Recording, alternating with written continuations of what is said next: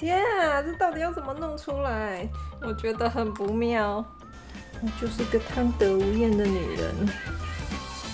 Hello，今天我们的主题是过年甜点第2集，但可能也是最后一集。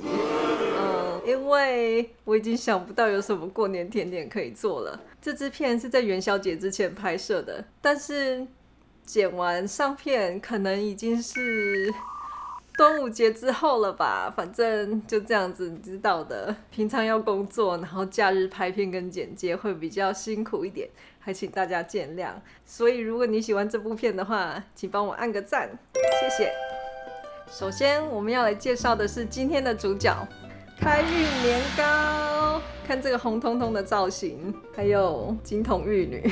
这个应该越怂越到地吧。其实我内心是充满感恩买到这个年糕的，而且还是 made in 台湾。下一个主要食材是酥皮，大概就这样了吧，还需要蛋，就这样。好，开始。以前在台湾都是妈妈煮的，我没有自己煮过年糕，所以这么大一个我自己也不知道要怎么处理它。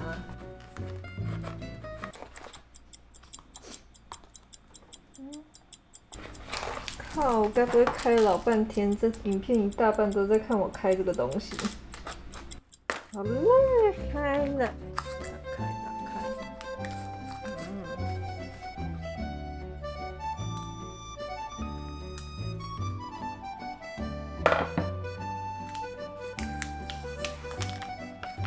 乱开。我真的一半的影片都在开这个。终于开好了。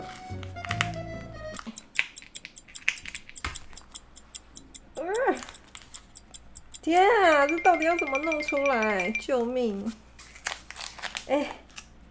到底有没有人知道要怎么把它弄出来啊？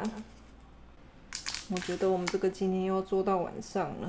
明明这么简单的东西，我决定了，我要用汤匙把它挖出来。满清10大酷刑的刑具都准备了。我本来想说，就是把它完美的倒出来，然后在砧板上面切，好看的切。结果被我弄得乱七八糟的，我觉得很不妙，非常不妙。好了，先这样子。跟年糕搏斗完，我们要来处理酥皮的部分。这盒酥皮它里面有2张，我已经用掉1张了。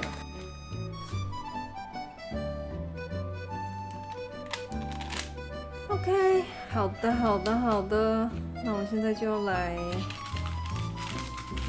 哎呦天哪，已经有点黏黏的了，我的妈呀！乱切。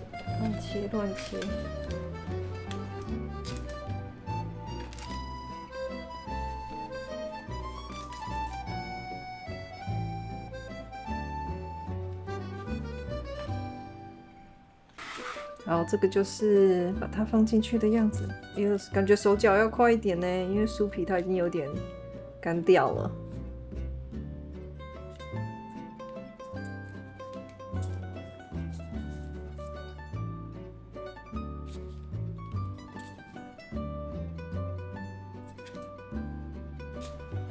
我觉得这里还可以再包一点，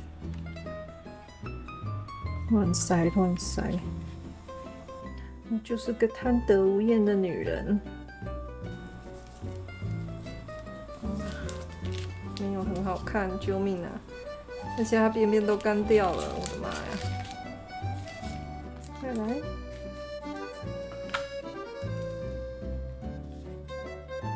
这要怎么收尾啊？想说都包同一个方向，不知道它散开了。因为我不了解年糕，它在加热以后会变成什么样子，我会有点担心它会流出来，所以后面3个我会用简单粗暴的方式来把它包起来。看，如果它可以完整的切好的话，你就把它排整齐就好了。你看现在这样子多尴尬，开一点点小洞好了，还是想要看到一些年糕的颜色。喵。好丑哦！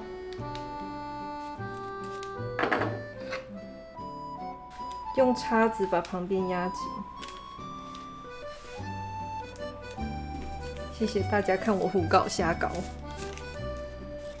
这种包法其实也不错啦，就是比较没那么美，但是呢可以包很多料。你看这个，我要拿它的时候，它就其实有一点散开的样子。看这个都干掉了。那我们现在最后一个步骤，也是最重要的步骤，就是要上蛋液。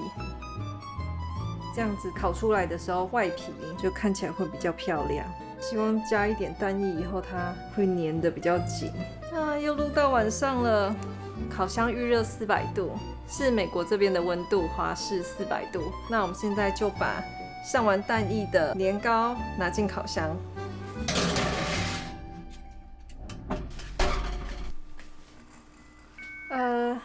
烤多久？烤多久？烤15分钟。A few moments later.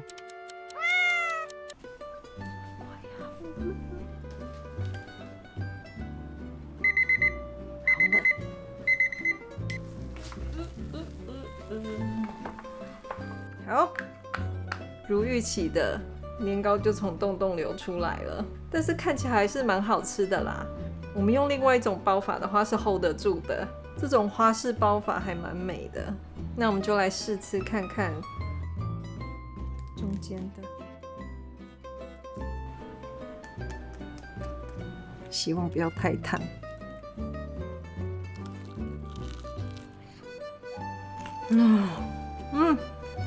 好感动哦！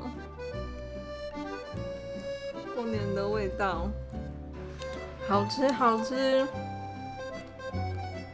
然后这样子让我好想回家哦。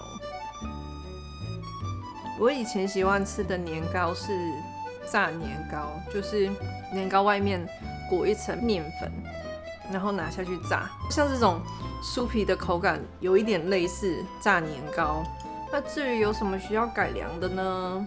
第一就是年糕它很难开，所以如果你有什么秘诀怎么把年糕拿出来的话，请留言告诉我。